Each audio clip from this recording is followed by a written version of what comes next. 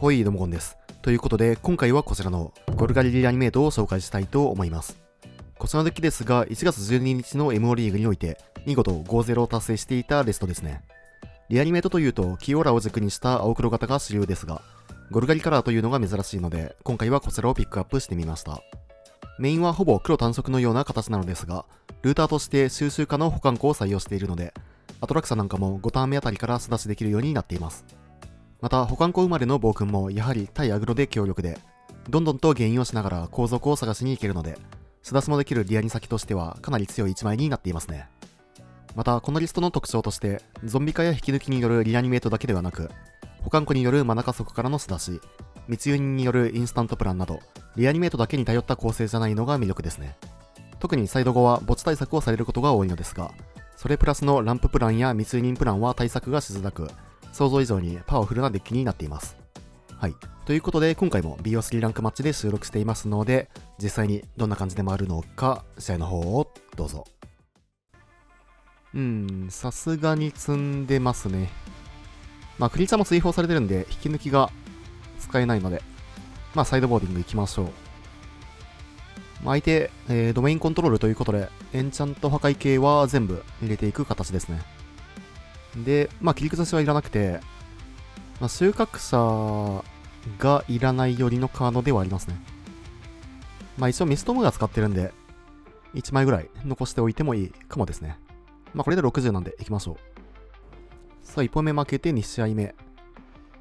これはちょっと対象ハンドということで、マリガンしたいですね。特にこちら先手なので、こっちから動いていけるハンドは良かったですが、ちょっとこれも微妙ということで、一旦キープしてみましょう。超ホランドもあるので、ただ土地は欲しいので、これはトップに置いていきましょう。保管庫なんかがね、引けるとだいぶでかいんですが、相手もゆっくりやってくれるとありがたいという感じではありますね。さあ、相手を引きましたが、ただここまだ出さないですね。相手メインからね、ガンガンカウンター入ってたタイプなんで、できればカッパは避けていきたい感じではありますね。さあ、相手は無料の渡りで動いていく。次のターン土地が引けたら、保管庫を置いていきたいかなと。さあ、ただ相手これ動いてこなさそうですね。土地引かず。しゃあないか。通ったらラッキー程度で出してみましょう。カッパだったらしょうがない。はい。これはしょうがないですね。カウンターを1枚、使わせたと考えていきましょう。どっちにしろね、カウンターは使わせないと、こっちも動いていけないので。で、今度は、密輸入プランですね。相手もね、こっちのインスタントタイミングで動いていくっていうのは、結構ね、いやらしいので、さあ、相手もこれガンガン構えてきますね。こっちとしてはパースがね、全然集まってなかったんで、ゆっくりやってくれるのはありがたいっちゃありがたいですが、さあ、ここで、リップ。一応リアニメートデッキということで、サイド後に入れてきたカードですね。ただまだ、はい、割らなくていいかな。脅迫いけたので、一旦脅迫から入っていきましょう。お互いにかなりゆっくりですね。カウンター、除去。なるほど。一旦否認ですかね。カッパもどっかで使わせないと、ちょっと動きづらい形ではありますが、相手がね、そのトップからミストムーアとか引いてきて、素出ししてくれるとね、ありがたいんですけど、さすがにそんなプレイはしないかなと。お互いに見合う動きですね。ということで、一旦、リップは、なりこっぱりで追放していきましょう。3マナあるんで、カッパは回避できますね。さて。さあ、これでようやく、6マナ目が来ましたね。密輸入プランとゾンビ化プラン、どっちも取れる状況ということで。さあ、ホントウッドを3マナでキャストしていく。対コントロールはね、ほんと、サイド後とかは特に、こういう見合う展開になりますよね。さあ、下水道から、アトラクサは墓地に落としていきましょう。一旦これあれですね、相手のターンに密輸入使って、で、カッパを、使わせていくって形でいいかなと。さあ、領事の権限出させまして、で、密輸人を、相手のエンドステップにキャストですね。まあ、これさすがに相手カウンターしてくると思うんで、で、相手のカッポを使わせてから、ゾンビ化でアトラクサをリアニメートですね。はい。さあ、これでも相手、ハンドがね、全部分かっているので、安全にアトラクサをリアニメートしていく。さあ、これで、はい。まあ、除去はね、あるんですけど、まあ、しっかりとアドバンテージを取っていくことができますね。はい。保管庫あるのはだいぶ偉い。まあ、保管庫と、まあ、火ダゼですかね。うん。現状、まあ、エンチャント破壊が欲しいので、で、まあ、噴水口と、引き抜きか脅迫か。まあ、相手の除去を抜きたいですかね。まあ、どっちかというと、エンチャントをね、抜いていきたいので、さあ、しっかりと、力戦の束縛も抜いていく。そして、まあ、保管庫。置いて GO ですね。保管庫さえあれば、まあ、アトラクサも、素出しできるということで、まあ、対コントロールはね、本当こういう試合展開にかなりなりやすいですね。相手は相手で、まあ、こっちのアトラクサとかを絶対に通したくなくて、で、こっちは、まあ、カウンターをかいくぐりながら除去を使わせていって、っていう感じですね。ということで、まあ、火ダゼも出しておきますか。さあ、領事の権限、誘発していきますが、エンチャントと4点ゲインまでいきますか。エンチャント破壊モードプラス4点ライフゲイン。うん。まあ、領事の権限は割とどうでもいいので、放置しておきましょう。一応引き抜きがね、引っかかってはしまうんですけど、ほんともう1枚だけなんで。さあ、保管庫起動で、で、これアトラクサーも次のターン素出しができるという状況ですね。さあ、ということで、まあ、とりあえず、殴っていきましょう。からのアトラクサドーンと。まあ、カウンターも大体回避はできる状態ですね。さあ、領事の権限ありますが、はい。火ダゼ密輸人、ゾンビ化。これでまあ除去られても、アトラクサをそのまま、リアニメートすることもできると。まあ、コントロール側からすると、もう本当にこれいやらしいですよね。アトラクサ1回でも通ると、アドバンテージをがっつりと稼がれて、で、除去路としても追放じゃないと、はい。ただ、リップを引いてきたので、まあ、アトラクサが追放されていきますね。まあ、ただね、これ考えてみたら、かなりわかりやすいと思うんですけど、リップ2回出されてる状況なのに、まあ、こっちがめちゃくちゃ有利っていう状況ですね。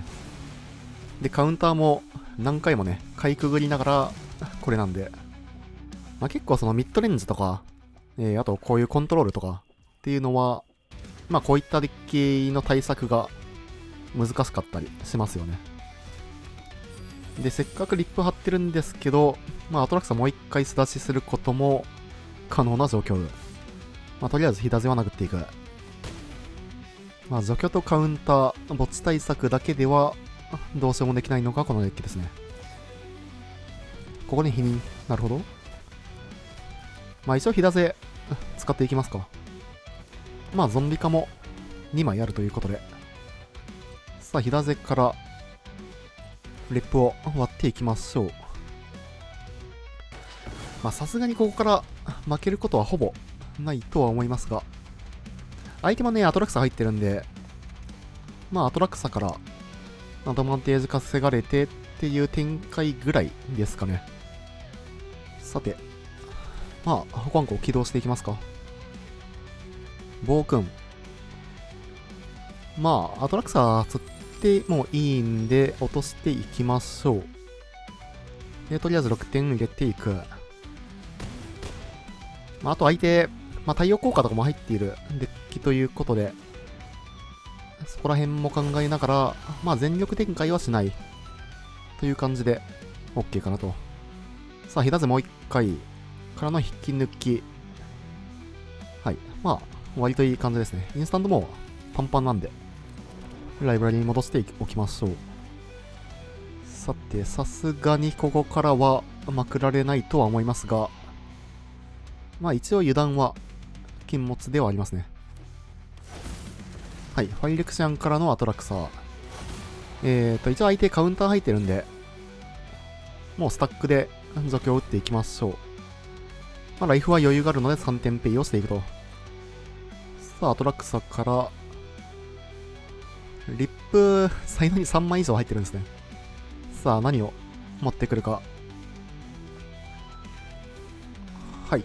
ミストムーア、フラットピット、カウンター。まあ、どれを出されても大丈夫な状況ですね。さて。このターンに倒せないかな。一応引き抜きがあるんですけど、アトラクサは被ってる。ヒダゼで、まあ、領事の権限割りながら、まあ、スマグラーもあるんで、なんともですね。まあ、どうやってもいけるとは思いますが、エンチャント破壊。領事の権限割ってから、まあ、ぼかすなんでいいか。残り6マナ。あ、宝物トークンがあるのか。宝物トークンあるから、起動引き抜き、暴君、ハセラスでいけるか。6、13、19。うん。まあ、ただこの状況から負けるっていうのは、まあ、ないかな。はい。さあ、ミストムーは、超高コストでキャスト。なるほど。からの巣ごもりを、なるほど。まあ、アトラクサを対象に取らなかったのは、密輸人が見えてるからですね。うん。まあ、原因が、ちょっとあれなんで、一旦密輸人、撃ちますか。まあ、カッパは回避できる状況ですね。で、暴君出して、で、相手のハンドがね、もう全部見えてるんで、これもう勝ち確の状況ですね。タフネスが2しかないため、まあ、暴君、トランプル持ちということで、まあ、あと普通に除去もありますし。さあ、ということで、あとは、まあ、殴ったら勝ちですね。GG。さあ、1本目勝って2試合目。はい。これはまあ割といいハンドですね。脅迫から入って、保管庫まで置くことができると。相手は小道から入ってくる。まあ基本的にはやはり保管庫がかなり強力なカードということで、まあ安全に2ターン目に置けるのはだいぶでかいですね。ジェイスは、ただ抜いていきましょう。さて、リオズの権限。リオズの権限、なんかそんなに嫌じゃないですけどね。まあ割とがっつり入れてそうな感じですね。さて、まあ一旦、はい、ホントウッドでマナ加速をしていく。まあラリコッパイは、アトラクサ引いたんで、まあ先にちょっと、はい、ティサーナがね、見えてるんで、保管庫は先に起動していきましょう。さあ、ここ構えてくる。ティシャーナ見えてますけど、一旦ゾンビ化打ってもいいかな、正直。まあ多分相手これもう一生ティシャーナ構えてくるんで、一回ティシャーナ打たせて、って感じでいいかなと。まあなんだかんだ、77残ったら相当強いんで。さあ、ゾンビ化。お、なるほど。ここはカッパを持っている。まあティシャーナはここには使いたくないですよね、相手からしても。さて、相手ハンド見えてないのが残り1枚だけ。一旦解体を、まあ5色ランドに打っていきたいかな。で、その軌道に対してティシャーナ使ってきてくれたら、まあそれはそれで全然 OK なんで。で、あとは保管庫のルーティングで、まあ必要なカードを探しに行く形でいいかなと。さあ、5色ランドを対象にとって、お、束縛使う。なるほど。まあ保管庫に使ってくる感じですかね。さあ保管庫も起動していきましょう。まあできればね、ティシャーナをさっさと使ってほしい感じはありますが、まあ、こっちのそのティシャーナの回避手段がないんで、一回使わせるしかないんですよね。さあ、本当ウッド出てくる。まあ、ラリコいっぱい使いますか。まあ、左手はティシャーナがいるため。ということで、戦闘前ステップにラリコいっぱいを打っていきましょう。ちょっとカウンターが匂いましたが、まあどうだろうね。まあ持ってない可能性も全然ある。さあ、ただ、青マナ盾でいく。青マナ盾なんで、まあカッパとか、否認ある可能性は全然ありますね。ってことを考えると、まあラリコッパイはちょっと今は使いたくないかなと。で、今であれば、ヒダゼは、まあ普通にキャストが可能ということで、まあヒダゼから行くかな。ヒダゼ行った場合、まあ相手のそのカッパとかは、全然回避できるんで、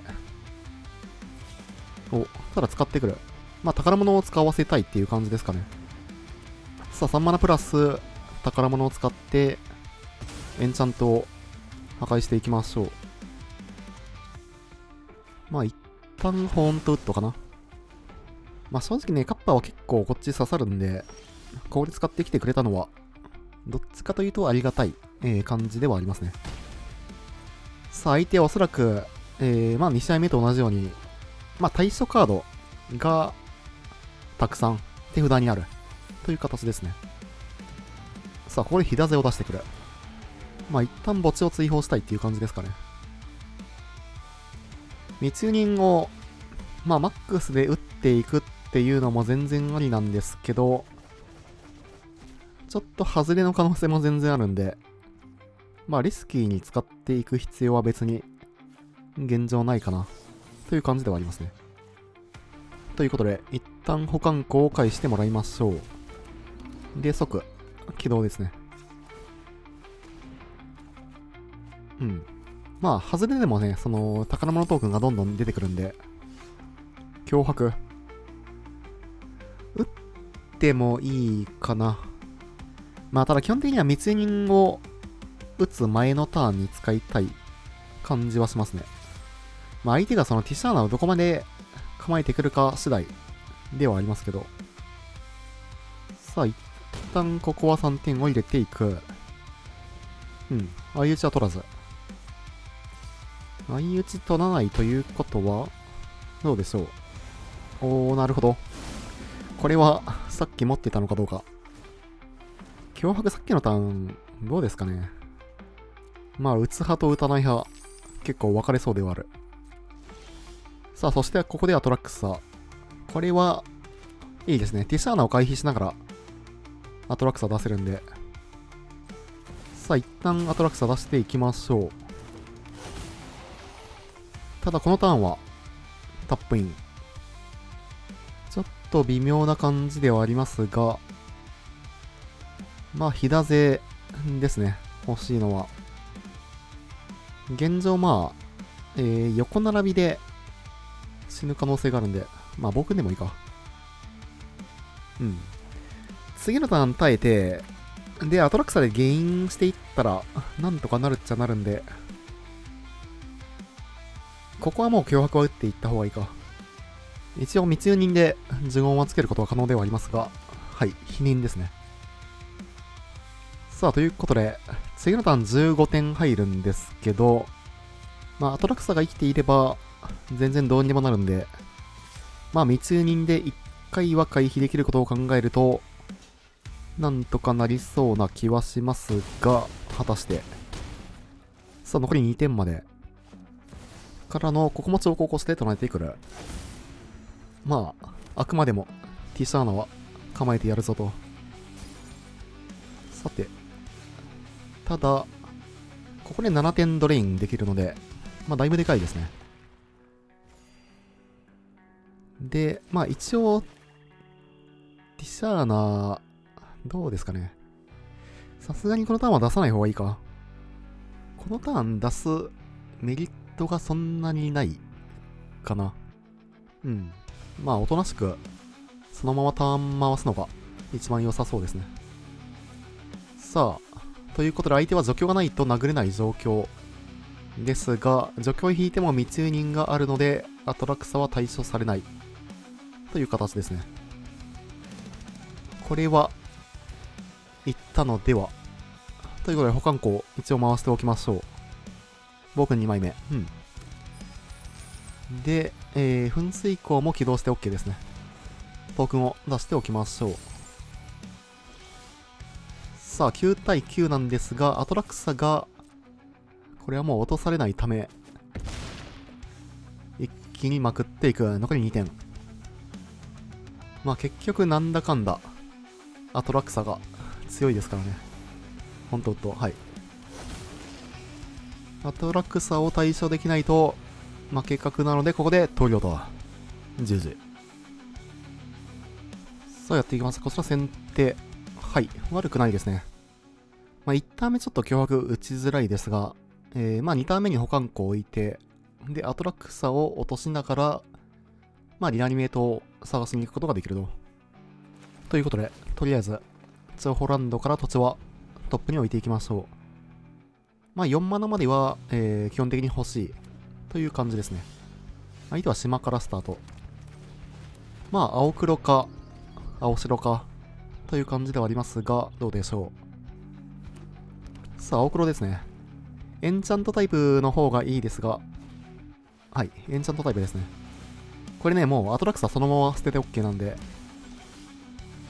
そして、脅迫で相手の反動を確認しながら、リアニを探しに行くと。おお、なんかすごいカウンター入ってる。マナコスト1ジモンをカウンター。なるほど。今季のスタンダードで初めて撃たれたかもしれませんね。まあ、腐らないのか。まあ割と今はどのデッキでも1マナ以下の呪文はね、入ってますからね。まあ切り崩しは捨てていきましょう。からの保管庫起動。相手は、まあ一旦土地が止まってそうではありますが、はい、青黒エンチャント。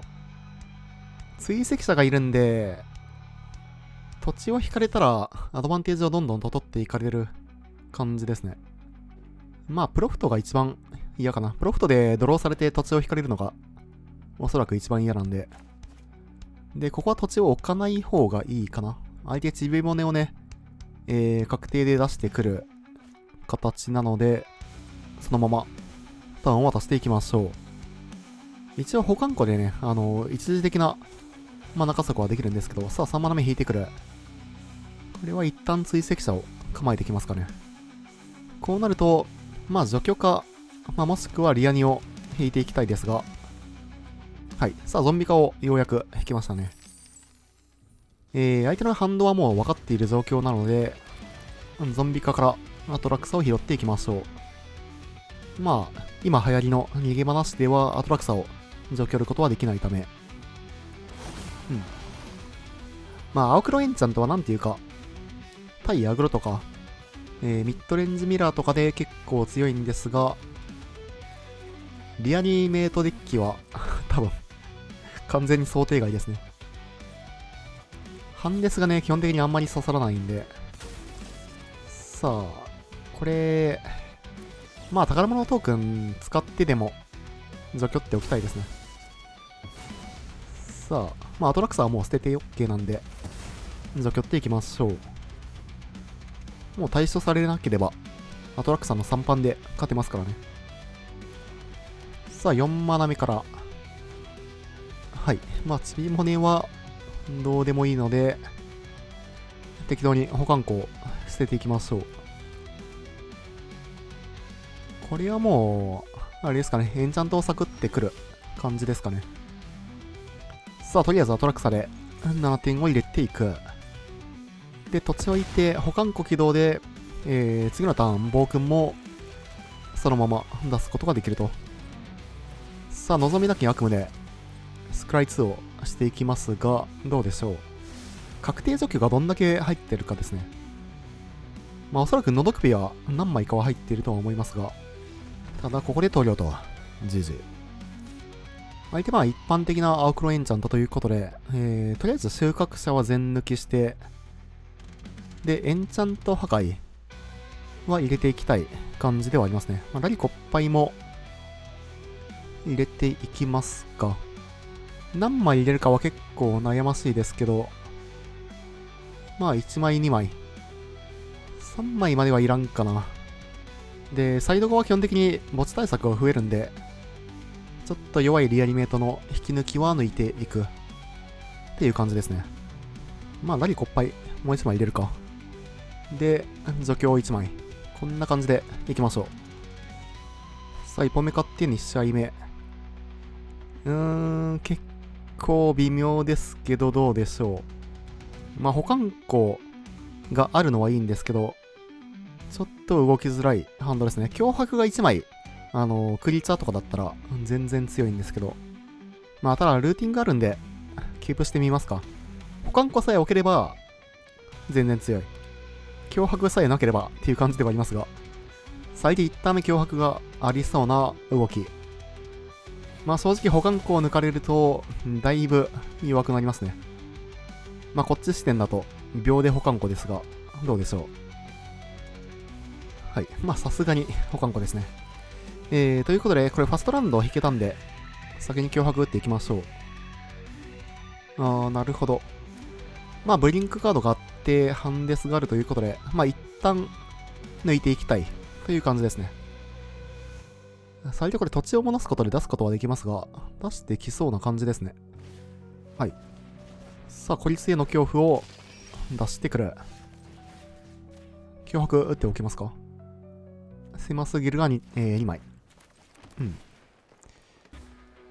一旦ゆっくりとやっていきますか。左はちょっと今いらないんで、墓地に送っておきましょう。ただ1試合目とは違って、こっちがね、ちょっと動きづらい展開ではありますね。正直この恐怖だけで、だいぶ削られそうな気はする。この街は狭すぎるは、最大1体なんで、ただ脅迫はさすがにいらんな。他のカードを探しに行きたいかなと。別に切削モードはさすがに、ゾンビ化がハンドにあればっていう感じではありますけど。さあ、ここでアトラクサを引いてくる。ってなると、リアニメートスペルを引くか、もしくは保管庫から、マナ加速プランが取っていけるか。6マナまで乗りれれば、密輸人もキャストすること自体は可能ではありますが。さて、切り崩しは悪くはない。一生23に殴られてるんで。ただ、あともう1回は、殴られるかな。切り崩し打ったスタックで戻されて、で、いろいろ使い回しされるとめんどくさいんで、まだ我慢ですね。この保管庫かなり悩ましいですが、墓地に送っていきましょう。長期戦になっていくのであれば、保管庫も欲しいカードではあるんですけど、さあ、孤立への恐怖、5回殴られて、残り10点まで、7マナ目なんで、密輸人を呪言付与で打っていくことができますね。7マナで、次のターン密輸人打っていきましょう。さあ、そのままターンを渡して、孤立への恐怖マジで、1人で10点は頑張りすぎ。さあ、2つのモードをキャストしていく。サイドからカウンターが入ってるかどうかですが、どうでしょう。止まってくる。戦慄4時カウンター。なるほど。さあ、戦慄4時をされていく。はい。これ、ちょっとめんどくさくなりましたね。相手この街は狭すぎるがあるんで、2枚ともバウンスができて、で、カウンター使い回しができるっていう状況ですね。こうなると、ちょっとマジでめんどくさいですが、さて、これ、いや、かなりこれめんどくさいですね、マジで。からのちび骨。うん。まあ、こうなったらトラックスは捨ててもいいんですけど、まあ、土地ももういらないんで、一旦土地を捨てていきましょう。ちょっとこれ、切り崩し、どこかで打っていきたいですが、からの暴君。ただこれ、この街は狭すぎるから、クリーチャー戻されて、で、そのままカウンターされるんで、一旦あれを使わせる必要がありますね。まあ、このターンか。一旦切り崩しを恐怖に打って、で、おそらくスタックで、この街は狭すぎるをどこかに使ってくるので、そこにまださらにスタックで、苦々しい勝利を打っていく。っていう形ですね。さあ、クリーチャー2体を対象として、まあ、アトラクサー捨てていきましょう。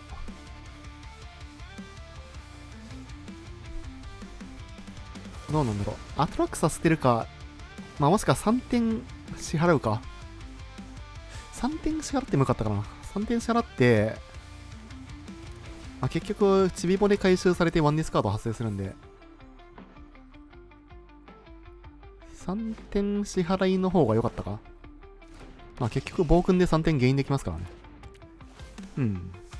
いや、これはちょっとミスったな。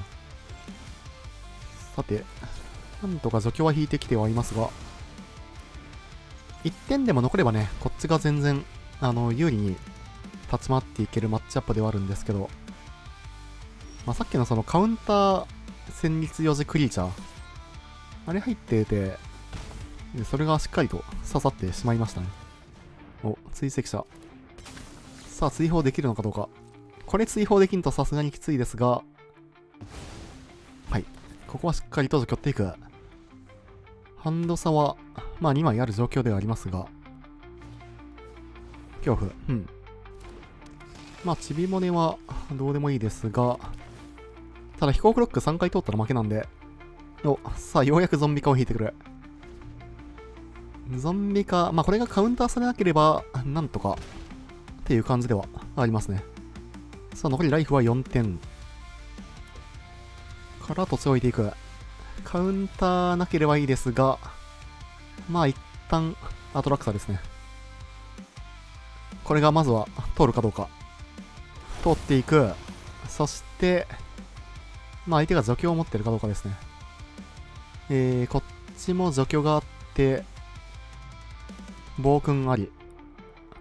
噴水庫もらいますか。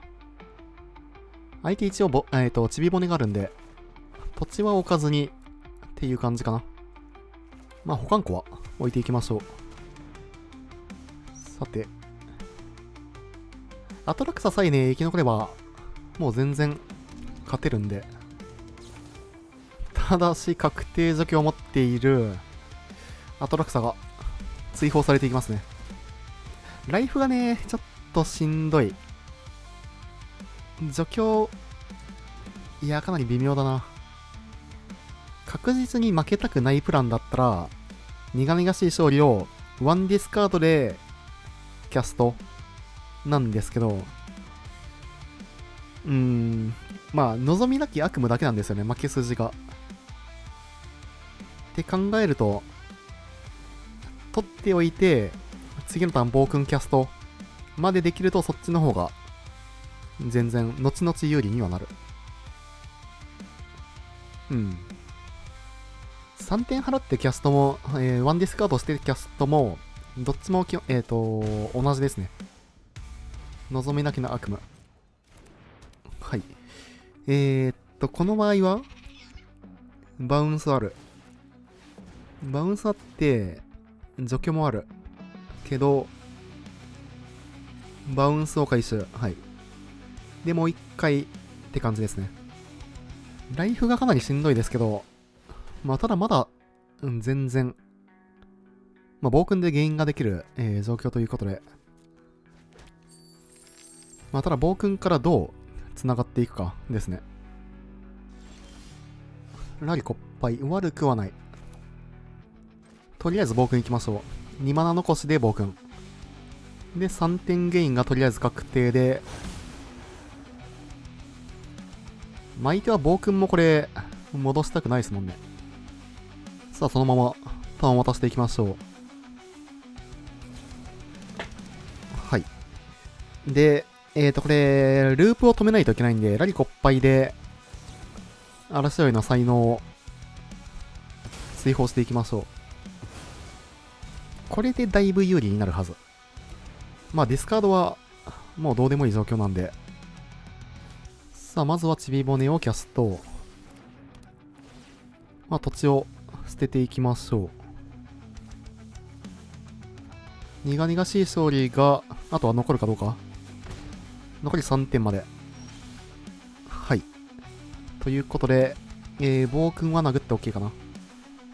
まあ、除去が1枚あって、追跡者とかの場合があれですけど、まあ、ただこっちも攻めないと勝てないので、殴っていきましょう。一応、宝物庫から何かを探しに行くことは可能。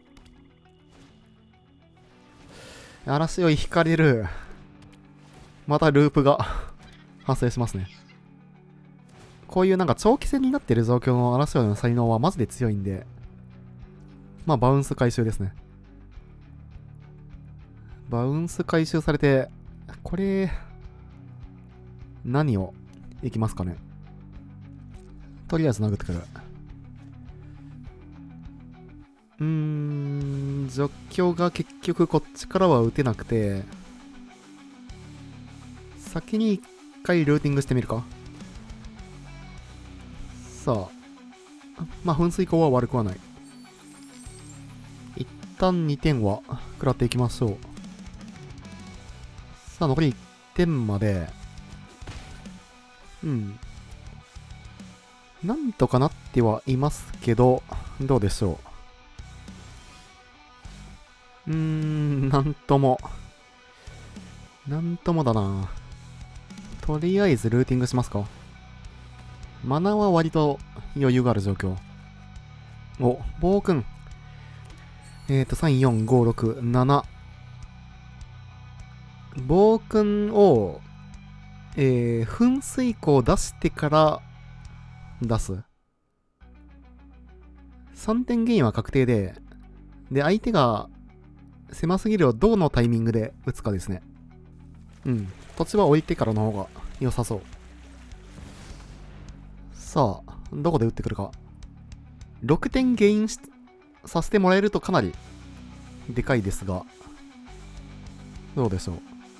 3点ゲインは確定。お、6点ゲイン確定。で、ここで打ってくる？仮に暴君を、バウンスしようとするのであれば、暴君は除去った方がいいですね。自分で除去って、6点ゲイン。で、2ドロー。かな？はい。バウンス打ってきたので、これは暴君に苦々しい勝利を打っていきましょう。まあ、土地はディスカードで OK かな。これでさらに6点ゲイン発生するんで、からの2ドローですね。さあ、さらにゾンビ化も引いてくる。暴君3体目もいる。なるほど。さすがに、これはいけてるとは思いますね。もう、このライフを削り切るのは多分相手無理ですね。バウンスループはあるんですけど、ループしたとてという感じではありますね。まあ、トークンのバウンスは有効ではありますが、ただ、はい。さあ、もう一回レベル2からバウンスを回収。トークンに打つことはできるんですが、はい。1、2、3。まあ、たださすがにね、ここまでライフ回復すると、もう、余裕は、だいぶあるかなと。さあ、しっかりと悩んでいきますが、まあ、最終局面ですね、これは。さて、ということで、暴君も一回行きましょう。とりあえず6点ゲインは確定ですね。これでさらに。さあ、ここで投了と。GG。良ければチャンネル登録と高評価の方もよろしくお願いします。高評価が動画制作の励みになります。それでは、またね。